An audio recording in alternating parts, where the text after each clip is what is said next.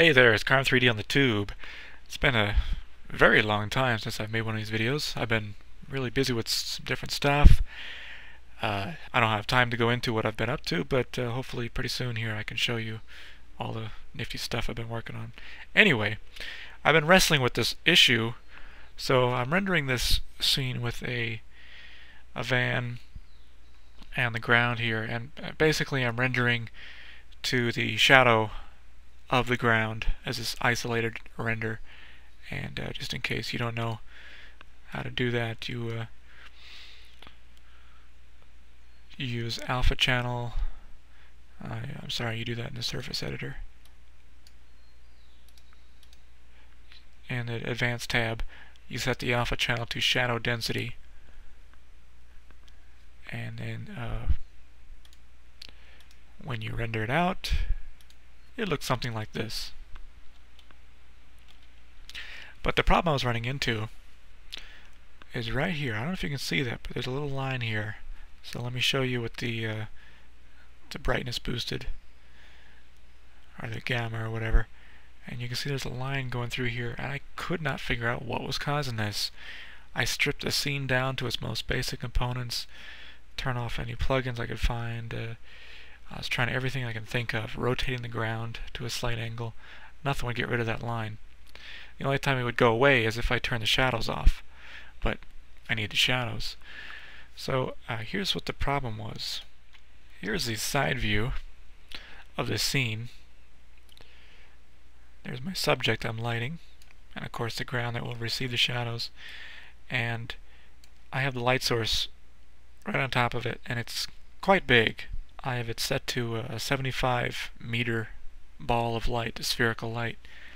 And I cranked the quality up to 7 so that it doesn't come out grainy, but it turns out that there is an upper limit, or it appears there's an upper limit to how big you can make these spherical lights before it starts giving you these artifacts, rendering artifacts. Now it's interesting to note that that rendering artifact does not show up in the main render. It only shows up in the alpha channel when using that shadow density feature.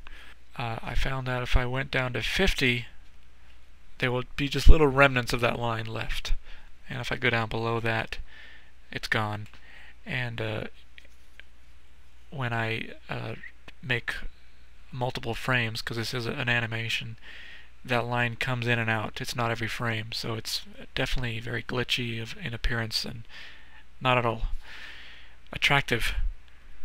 There you go. What I'm going to have to do is bring this down to maybe 35, but then the problem is I don't get those giant soft shadows I want, so I'm going to have to clone this light a few times, lower the intensity, and make a few clones of it, and make a little cluster, and then I'll render that and see what that looks like. Okay, I've created a little cluster of lights here, and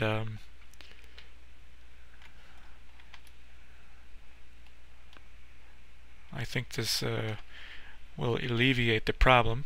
Let's go check out the render. Looks good. Let's crank up the gamma so see if I can still see it. Oh, there's a little bit left there. So it looks like I have to do a little more tweaking. I think this is probably a good opportunity to show you how you can tweak these with ease. Just in case you're not familiar with it. There's the scene editor. Classic scene editor. But if you go into the open or new instance, you go into the new scene editor, and you have the ability to change things en masse with the old spreadsheet controls. Let's see, I choose the spherical light properties.